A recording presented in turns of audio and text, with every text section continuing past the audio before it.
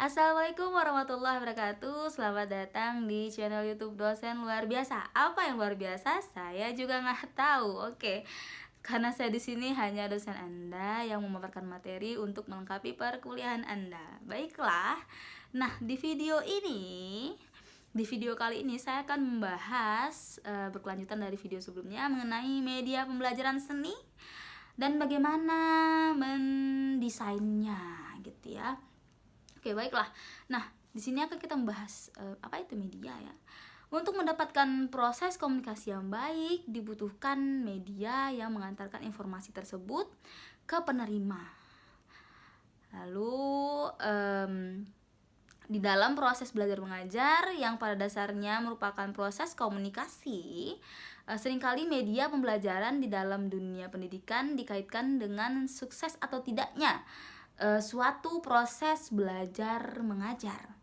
Nah, guru sebagai motor dalam proses pembelajaran dituntut kreatif dan inovatif dalam menyampaikan informasi pembelajaran.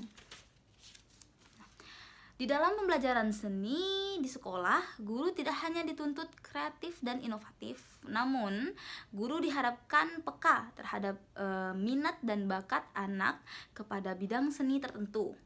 Dan dikarenakan seni dalam ungkapan ekspresi anak terdapat emosi yang dia miliki. Jadi di sini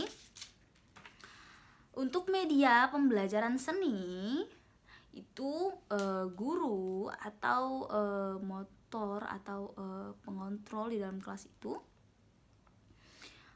harus dan wajib untuk kreatif dan inovatif ya, karena pembelajaran seni ini dituntut untuk tidak monoton. Nah, saya akan memberikan arahan kepada mahasiswa sekalian bahwa media pembelajaran seni atau caranya untuk kita mendesain media pembelajaran seni untuk siswa SD adalah menggunakan audio, visual, dan simbol gambar. Nah, kenapa? Karena anak setelah kita belajar tentang psikologi anak tadi di video sebelumnya, terlihat jelas bahwa karakter anak sekolah dasar ini adalah anak-anak yang cenderung sulit untuk fokus kepada satu materi saja. Nah, anak ini akan terus aktif dan mereka akan terus bergerak ya secara gestur tubuh ataupun secara pikiran mereka gitu. Jadi mereka tidak bisa dengan sesuatu yang monoton. Maka dari itu kita butuh media pembelajaran audiovisual dan simbol warna yang biasanya dipakai untuk sekolah-sekolah PAUD itu kita terapkan lagi ke sekolah dasar, karena antara PAUD dan sekolah dasar itu jenjangnya masih tidak terlalu, secara psikologi anak-anak masih tidak terlalu jauh ya.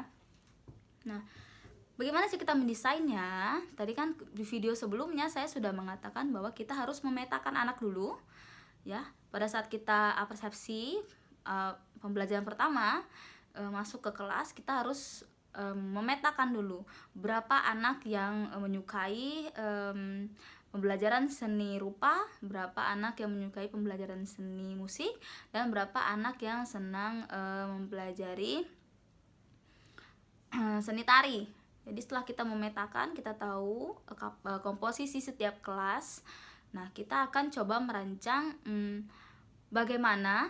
Nah, setiap 3, karena kita SPDP ini ada 3 ya, kita tidak cuma satu materi, kita ada 3. Nah, inilah tantangan untuk kita sebagai guru SPDP, atau apalagi kalian sebenarnya yang lulusan PGSD ya, kalian harus tidak cuma mengajar SPDP kan, mengajar matematika, mengajar beberapa mata pelajaran kan ya. Jadi ini mungkin bisa diterapkan ke mata pelajaran yang lain ya. Jadi kita setelah memetakan, kita akan tahu kira-kira kalau kita cenderung memberikan media pembelajaran yang lebih berat ke musik, anak akan lebih bosan atau tidak, atau berat ke rupa, anak akan lebih bosan atau tidak gitu. Caranya adalah kita siapkan media pembelajaran berupa video ya. Kita harus menstimulasi anak-anak gitu sehingga anak ini, oh, seni itu menyenangkan. Nah, itu ya. Misalnya kalau kita mau belajar notasi balok. Nah, kalau saya itu memiliki satu panduan untuk seni musik, yaitu saya mengambil pembelajaran itu metodenya Prodiges. Yaitu kalian bisa cari di internet itu bagaimana sekolah Prodiges ini dia menjelaskan notasi, menjelaskan nada itu dengan gambar dan warna. Jadi anak itu sudah di dalamnya, kita selain kita belajar musik, dia juga belajar warna.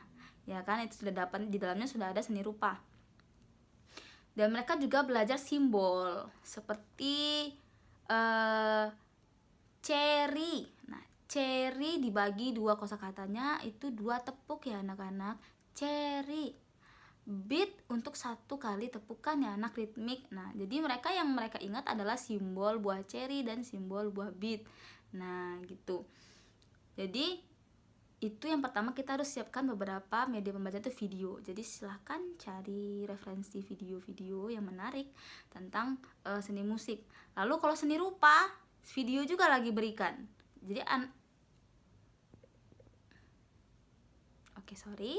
Nah, jadi jika seni rupa, jadi kita memberikan video, anak yang tidak tadinya tertarik dengan seni rupa karena tadi melihat video tersebut, video yang menarik, jadi anak itu akan dimulai dengan apresiasi yang menyenangkan.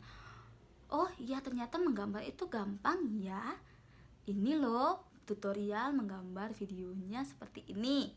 Nah, begitu kan. Lalu video lagi kita berikan ke tari. Anak yang gak suka tari tadinya akan melihat video tari itu yang mudah gerakannya. Oh, ternyata tari itu mudah ya. Itu dulu kita mulai mendesain pembelajaran kita dengan memberikan persepsinya adalah video.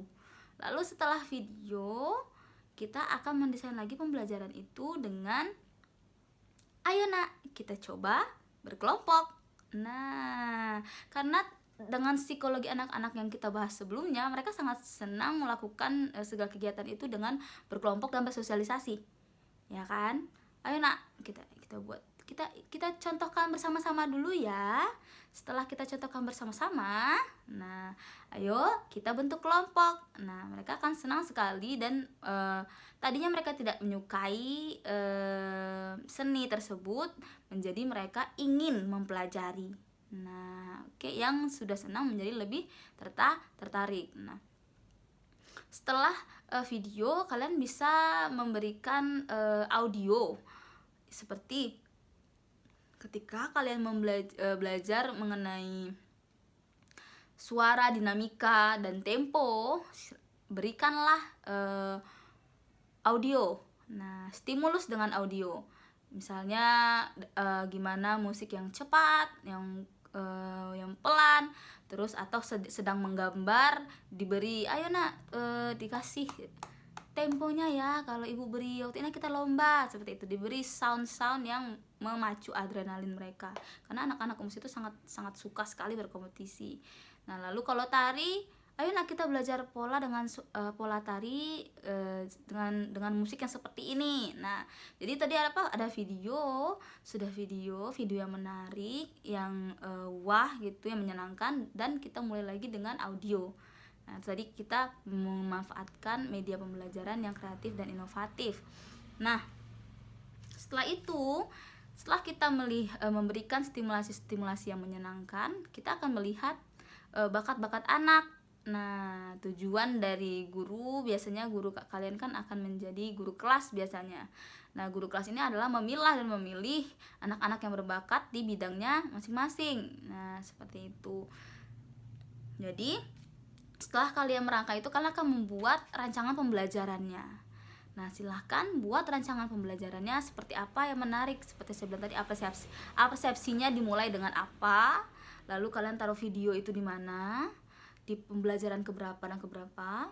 Lalu mungkin kalian bisa membuat video itu diputar 2 kali pertemuan untuk pertama perkenalan, yang kedua itu mengulang kembali, merefleksi yang sebelumnya, lalu kalian bisa buat di pertemuan berikutnya lagi itu untuk audionya, lalu baru digabungkan keduanya bisa di pertemuan berikutnya. Silahkan rancang pembelajarannya. Jika kalian sudah bisa menggunakan video-video itu yang menarik, lalu audio visual juga yang menarik, saya yakin pembelajaran seni kalian itu akan lebih menyenangkan, karena pembelajaran seni budaya dan prakarya ini tidak bisa kalau tidak menyenangkan. Nah, lalu kita akan masuk ke prakaryanya ya, yang tadi kan sudah 3, sekarang kita akan mulai yang seni rupanya, tapi lebih ke karya, hasil karya, karena sekolah pasti akan menuntut seni budaya dan seni SBDP ini untuk menghasilkan karya-karya. Nah, itu kalian bisa taruh seperti menggunakan barang-barang bekas atau daur ulang lingkungan. Itu juga menggunakan video. Kalian juga bisa tutorialnya, anak-anak diberikan begini loh cara membuat tempat pensil dari kertas koran. Anak-anak sangat senang dengan hal seperti itu. Mungkin mereka tidak akan selesai mengerjakannya di sekolah, tapi mereka bisa mengerjakannya di rumah, tapi tetap dikerjakan di sekolah. Karena kalau kalian berikan itu di rumah, itu tidak akan dikerjakan oleh anak, tapi dikerjakan oleh orang tua. Pahamilah itu. Jadi selesai tidak selesai, kalian bisa kerjakan itu di sekolah untuk anak-anak. Nah, itu juga bisa salah satu jadi media pembelajaran seni budaya dan prakarya. Nah, lalu tuntutan di sekolah lagi adalah kalian itu harus bisa memilih anak-anak untuk beberapa lomba, seperti lomba menganyam, lomba bernyanyi, lomba tari, dan bercerita. Itu adalah tugas dari guru seni budaya dan prakarya. Nah, maka dari itu kalian sebagai guru seni budaya dan prakarya harus bisa memilih dan mengkotak-kotakan anak-anak yang berbakat untuk nantinya bisa diasah bakatnya. Nah, bagaimana nanti cara mentutor? Nah, bagaimana cara mentutor anak-anak agar mereka ini bisa bagaimana cara memilihnya dan mentutor anak tersebut agar bisa bakatnya di-upgrade dan bisa ikut lomba di sekolah mereka sehingga anaknya menjadi berprestasi. Saya akan jelaskan di video berikutnya. Sampai bertemu di video berikutnya. Wassalamualaikum warahmatullahi wabarakatuh.